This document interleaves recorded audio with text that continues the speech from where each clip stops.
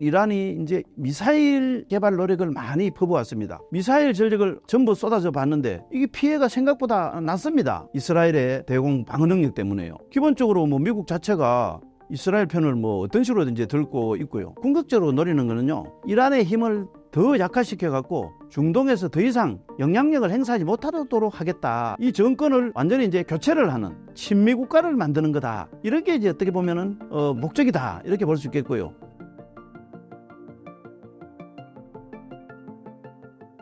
현재 이스라엘과 이란의 전쟁 양상이 격화되고 있습니다. 이스라엘이 계속해서 이란을 도발하는 이유는 무엇인가요? 사실은요, 이게 이제 이스라엘 도발이라고 하기보다는요, 지금껏 내내 이제 이란 쪽에서 이스라엘을 자극하고 도발해 왔다. 이렇게 봐야 됩니다. 이란은 이제 다른 대부분 중동 국가들하고는 달리 국가적으로 아예 애당초 이스라엘의 멸절, 완전히 이 지구상에서 이스라엘을 없애놔야 된다. 이런 주의를 갖고 있습니다. 이번에 이제 그 이스라엘이 이란하고 뭐 이제 끝까지 가보자, 결사항전하겠다. 뭐 이제 이렇게 하고 있는데, 무엇보다도요, 작년부터 이제 이스라엘을 먼저 이제 갑자기 기습 공격을 해서 민간인을 납치하고 학살을 자행했던 걸 이제 하마스라든지 그밖에 이제 헤즈볼라라든지 이런 이제 무장 집단이 있는데, 이 둘 다 이란의 지원을 받고 있기 때문입니다. 강경파로 불리는 그 이스라엘 네타냐후 총리가 뭐 자기 정치적 입지 때문에 이런 이제 강경한 자세로 뭐 끝까지 이란하고 한번 해보자 이렇게 한다는 이런 분석도 있는데요. 그렇지만 이제 이스라엘 입장에서 잘 생각해 보면요, 요번에 이 하마스라든지 헤즈볼라한테 당했던 이런 이제 기습은 자기들로 볼 때는 거의 이제 9.11 테러 여기에 비견되는 아주 충격적 일이라고 할 수 있습니다. 그래서 뭐 적당하게 이렇게 대응하는 거, 이렇게 끝내는 것은 사실 이제 국민들 감정이나 이스라엘이 지금까지 취해왔던 그런 노선으로서는 아예 상상할 수 없는 그런 어떤 그 입장입니다. 그래서 아예 차제에 그냥 이스라엘에 직접적으로 위협이 될 만한 존재, 이란이 됐든 뭐가 됐든 이게 뿌리를 뽑겠다, 이런 각오를 보이고 있다고 봅니다. 그래서 이제 뭐 군사적 역량이든 정보 역량이든 이걸 총동원해서 이스라엘이 이란이든 그 밖에 이제 무장 집단이든 여기를 이제 그 박살을 내겠다, 이런 이제 자세를 보이고 있죠. 이스라엘의 계속되는 도발에도 이란은 섣불리 공격을 하고 있진 않습니다. 이란이 신중한 태도를 유지하는 이유는 무엇인가요? 우선은요, 이스라엘하고 이란은 물리적으로 우선 거리가 너무 멉니다. 두 나라가 아무리 이제 앙숙이지만은 현재까지 직접적 충돌은 사실 없었거든요. 그거는 두 나라가 거리가 한 1600km 정도 됩니다. 단순히 거리만 먼 게 아니고요, 어떤 경로를 가든 간에 기본적으로 그 사이에 한 2개 나라 정도 이상이 이렇게 이제 있습니다. 그래서 방법은 이란이 이제 미사일 자산의 개발 노력을 많이 퍼부었습니다. 직접 이제 공격할 수 없으니까. 그런데 또 이번에 막상 미사일 전력을 한번 전부 쏟아져 봤는데 이게 피해가 생각보다 났습니다. 이스라엘의 대공 방어 능력 때문에요. 이게 바로 이제 이스라엘이 20년 넘게 구축해 왔던 거죠. 바로 아이언돔이라는 미사일 적청 방어 시스템입니다. 이것 때문에 사실 그 이란의 미사일 공격이 뭐 큰 피해를 주지 않았다, 이렇게 볼 수 있습니다. 둘째로는요, 이란이 사실 이제 지상군은 강한 편입니다. 뭐 혁명수비대도 있고. 그런데 공군은 그동안 이제 국제사회의 제재가 계속 있었고요. 특히 이제 미국이 집중적으로 견제를 해가지고 이 공군 수준이 형편이 없습니다. 그래서 막상 전쟁이 붙으면요, 이스라엘 상대가 안 됩니다. 그렇다고 또 옛날에 이제 그 이스라엘 이제 건국하고 나서 있었던 중동 전쟁 때는 뭐 중동의 이슬람 국가들이 똘똘 뭉쳐갖고 이제 이스라엘을 대응했는데 그것도 안 됩니다. 그때는 오히려 이란이요, 이스라엘 편이었습니다. 그런데 지금은 이제 완전히 원수가 되어 있고요. 대신에 이제 그때 이스라엘하고 싸웠던 뭐 이집트라든지 요르단이라든지 이런 나라들은 이스라엘하고 사실상 관계 개선이 많이 되어 있습니다. 이런 식으로 중동은 각 나라의 이해관계가 상당히 크게 이제 다른 형편입니다. 특히 이제 그 중동 지역 내에서요, 이란하고 사우디는 수니파하고 시아파의 각각 이제 맹주입니다. 그러면서 서로 못 잡아먹어서 이제 하는 이런 앙숙 관계거든요. 그러면서도 중동 전체 국가 중에는 이란이 다른 나라하고는 아예 게임이 안 될 정도로 가장 힘이 셉니다. 사실 이제 그 사우디나 요르단 같은 이런 나라는요, 나라는 굉장히 큰데요, 이 왕정 국가입니다. 근데 왕정 국가라는 게 어떤 맹점이 있느냐면요, 과거에 보면 그 주변 국가들이 그 군을 너무 키웠다가 군이 쿠데타를 일으켜서 왕정이 무너지는 사례가 있었습니다. 그러니까 그게 무너져 가지고 군대를 잘 키우지 않습니다. 그런 형편에서 이제 중동 국가 누구도 이스라엘하고 이제 맞짱을 한번 떠서 이길 수 있는 나라는 사실상 없다고 봐도 됩니다. 그다음에 이제 셋째는 이란도 핵 개발에 손을 대 왔습니다. 그런데 핵을 완성했다는 징후나 증거는 현재까지는 전혀 없습니다. 반면에 이제 이란은요, 이미 60년대 말부터 핵 개발에 박차를 가했고요. 사실 이제 현재는 실전에 배치되어 있다고 보는 게 이제 국제 정치학자들의 이제 대체 일반적인 견해입니다. 물론 이제 이게 핵은 현재 안보의 이사의 상임 이사국인 미국, 영국, 프랑스, 러시아, 중국 이렇게 이제 5개 나라만 보유하도록 되어 있기 때문에 공식적으로 인정되지는 않고 있지만은 사실상 뭐 핵 보유국가로 봐야 됩니다. 마지막으로 뭐니 해도 이제 미국의 영향이죠. 기본적으로 뭐 미국 자체가 이스라엘 편을 뭐 어떤 식으로든지 들고 있고요. 자, 이걸 떠나서도요. 사실 이제 한 달 뒤에 미국 대선이 있지 않습니까? 미국 대선이 있는데 현재 이제 집권당은 민주당입니다. 이 민주당은 사실 이제 외교가 강점이다. 이런 이제 항상 과시를 해왔는데 그런 입장에서는 어떻게든지 이 중동에서 이제 더 이상 전쟁이 확산되는 걸 막고 나름대로 뭔가 중동 평화에 영향을 끼치고 있다. 이런 걸 이제 보여줘야 되는 입장입니다. 그러다 보니까 이제 현재 이 첩보 같은 데 보면은 미군이 중동 태평양 자산을 이란 근처에 집중 배치해서 이란을 견제하고 있는 걸로 이렇게 이제 또 알려져 있습니다. 궁극적으로 노리는 거는요, 이란의 힘을 더 약화시켜 갖고 중동에서 더 이상 영향력을 행사하지 못하도록 하겠다 이겁니다. 더 나아가서는요, 이란이 지금 이제 완전히 이슬람 원리주의에 따른 아주 고약한 정권인데 미국이 볼 때는 이 정권을 완전히 이제 교체를 하는, 이러면 이제 레짐 체인지라고 하죠. 이거를 만들어내 갖고 친미 국가를 만드는 거다. 이렇게 이제 어떻게 보면은 목적이다. 이렇게 볼 수 있겠고요. 결국은 이제 이렇게 하려면은 이스라엘은 그 미국 생각을 알기 때문에 어떻게든 간에 이번 기회에 미국을 끌어들여 가지고 뭐 이란하고 한판 전면전을 치러서 뭔가 끝장을 보겠다. 이렇게 이제 생각을 갖고 있기 때문에 이게 이란은 이제 이걸 잘 압니다. 그리고 자칫 잘못 붙었다가는 자기가 정말 망할지도 모른다. 이렇기 때문에 고민이 이제 사실 많습니다. 이번 2.8 전쟁에서 이스라엘의 정보기관은 어떤 활약을 보이고 있나요? 이스라엘 정보기관 중에서 제일 유명한 게 이제 모사드죠.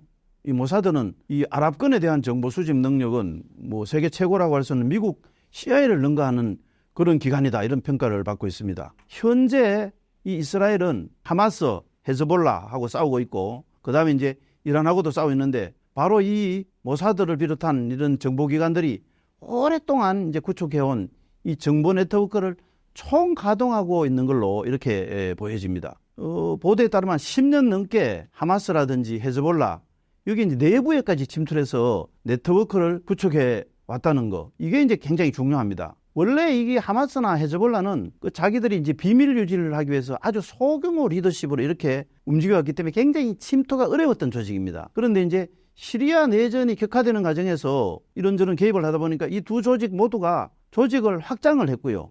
바로 이 빈틈을 이제 이스라엘 정보기관이 침투해서 현재는 속속들이 그 내부를 다 들여다보고 있는 거 아닌가 이렇게 보여집니다. 바로 이거를 이제 이용해가지고 최근에 이제 하마스의 1인자 하니에죠. 이 하니에라든지 이제 지도부 핵심 인사 위치가 바로 속속 이스라엘에 포착이 됩니다. 그래 정말로 정밀 수술하듯이 이렇게 제거를 해나갔다 이렇게 보면 됩니다. 두 번째로 이스라엘 정보기관 이제 활약이 빛났던 건 바로 이제 삐삐 폭발입니다. 뭐 사실 이제 영화보다 더 영화 같은 그런 이제 사건인데요. 이게 이제 테러 단체가 무선 전화를 사용하면은 해킹당할 가능성이 있기 때문에 대략 한 10년 전부터 삐삐를 주로 사용을 해왔다고 해요. 최근에 이제 뉴욕타임스 보도에 따르면요, 이스라엘 정보기관은 바로 이 정보를 입수를 해갖고 아예 타이완에 이 관련 회사를 차린 뒤에 중동을 상대로 수출을 했다고 하고요. 그래서 단계적으로 철저히 접근을 했다고 합니다. 이것을 통해 가지고 이제 적 전투원의 위치를 대략을 파악을 했고요.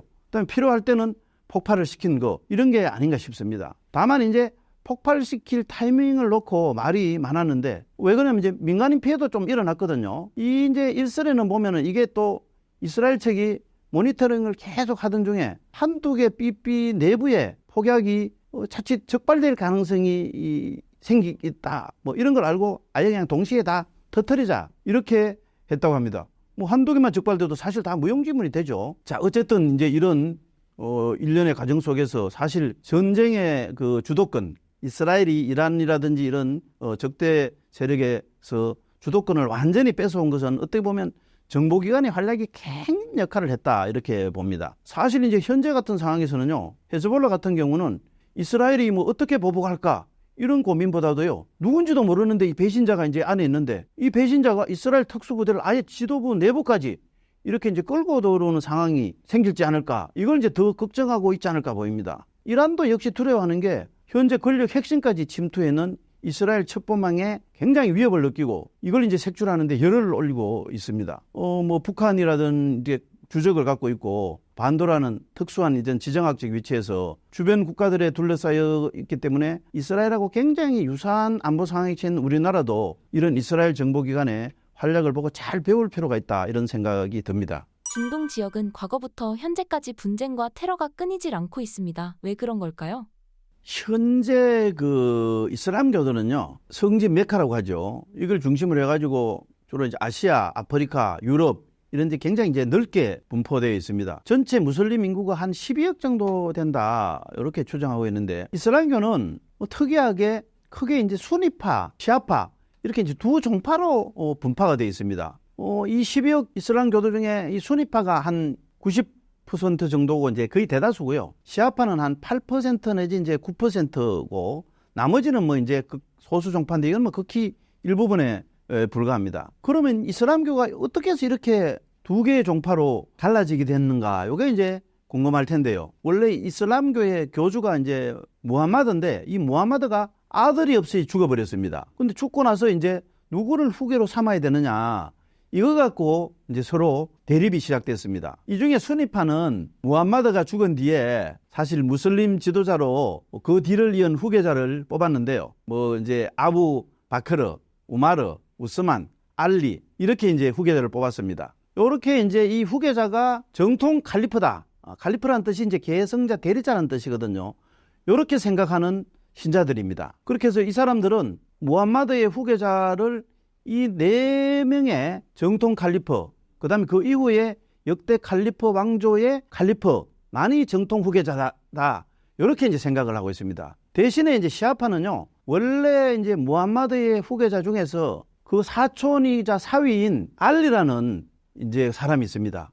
이 사람이 이제 4대 칼리프인데 피가 중요하다고 이렇게 생각해서 이 4대 칼리프의 직계 후손인 11명만 어떤 정당한 후계자다 이렇게 생각을 하고 있습니다. 그래서 이들을 무슬림 공동체의 최고 지도자 내지는 이제 종교 지도자인 이맘이다 이렇게 이제 부릅니다. 그래서 결국은 이제 이 과정에서 시아파하고 수니파 간에 서로 뭐 이제 암살하고 반란이 일어나고 이러다 보니까 오히려 남보다 못한 원수가 되어서요, 1400년간 계속 대립하고 갈등을 하고 있는 이런 상황입니다.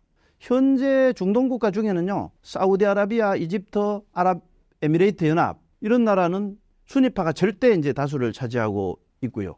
그 다음에 이제 시아파도요, 이란, 이라크, 바레인 이런 데 이제 다수를 차지하고 있고, 기타 사우디아라비아나 시리아, 레바논 등에도 뭐 수는 그렇게 많지 않더라도 나름대로 이제 정권을 흔들 이런 세력으로 아주 좀 혼재되어 있습니다. 문제는 사실 이 종파 간의 이런 차이가 단순히 후계자 문제뿐만 아니고요. 또 인종적으로 보면요, 아랍인이 있고 페르시아인이 있고요. 그 다른 또 민족들도 있습니다. 그러다 보니까 이제 민족 간 감정도 좀 포함되고 이렇게 복잡하게 얽혀 있습니다. 우선은 아랍 세계에는 대부분이 수니파 이슬람 교도인데요. 또 유럽계 페르시아인이 주류를 이루는 이란이라든지 그 다음에 그 주변 국가들은 시아파가 많이 살고 있습니다. 이처럼 이제 이슬람교는 수니파, 시아파 이렇게 이제 두 종파가 갈라져 가지고 오늘까지 대립하고 반목하고 이렇게 이제 하고 있는데, 여기에다가 또 이제 중동에는 석유가 나잖아요.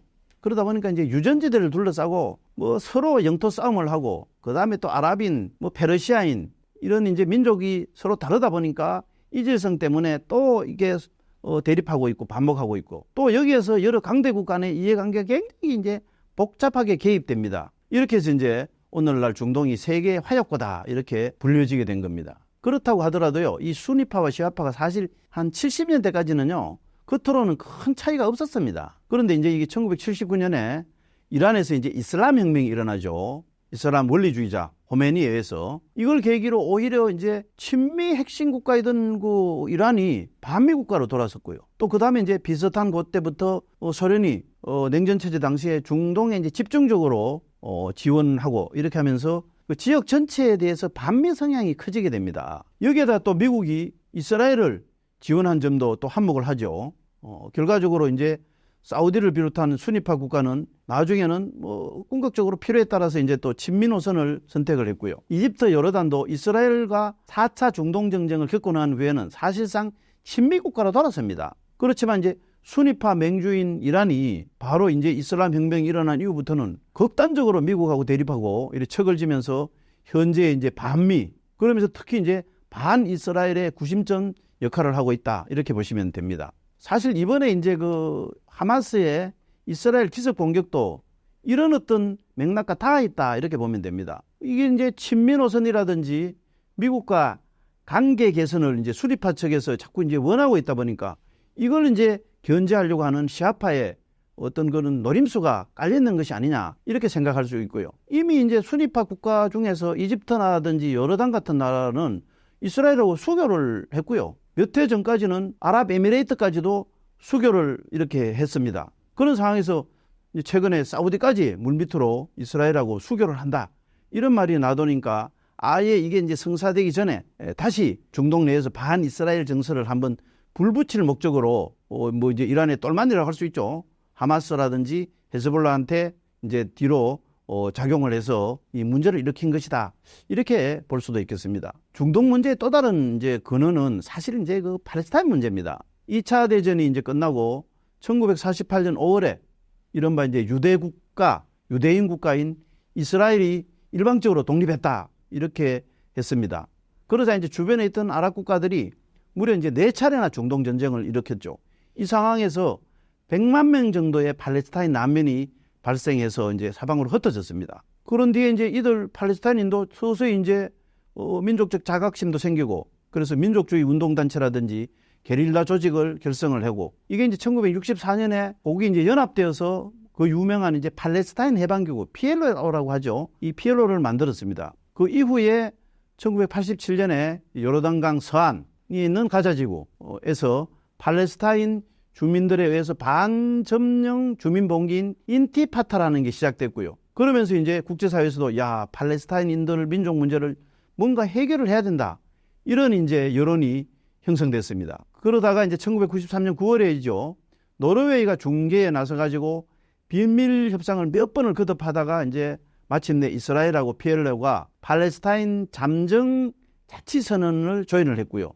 그렇게 1994년 5월에 팔레스타인 잠정자치정치가 시작되고 그 이후에 자치정부가 이제 수립됐습니다. 그렇지만 사실 이제 그러면 자치가 종료되고 난 뒤에 팔레스타인은 그러면 뭐 어떤 나라 국민이냐, 국가냐, 어떤 지위를 갈 거냐, 이런 문제가 여전히 남아 있고요. 이웃에 있는 이스라엘하고 이 시리아, 또 시리아하고 레바논 간에 계속 치고받고 싸우는데 여기서는 평화를 또 어떻게 끌어낼 거냐. 또 이제 예루살렘, 이게 이제 기독교 성지이기도 하고, 그 다음에 이제 이슬람교 성지이기도 하고, 유대교 성지입니다. 그래서 이슬람교의 여기에 이제 종교 문제라든지 민족이 어떻게 공존해서 같이 살아가느냐, 이런 문제가 이제 여전히 또 남아 있습니다. 원래 이제 아랍인하고 유대인은 사실 성경에 보면 이제 아브라함 자손이라고 하죠. 이 중에 이제 아랍인은 서자지만 장남인 이스마엘 자손이고, 유대인은 차남이지만은 적자인 이삭의 자손이라고 합니다. 어쨌든 그러다가 고대 이제 로마 시대 때 이 유대 왕국이 멸망을 합니다. 그 이후에 이 유대인들이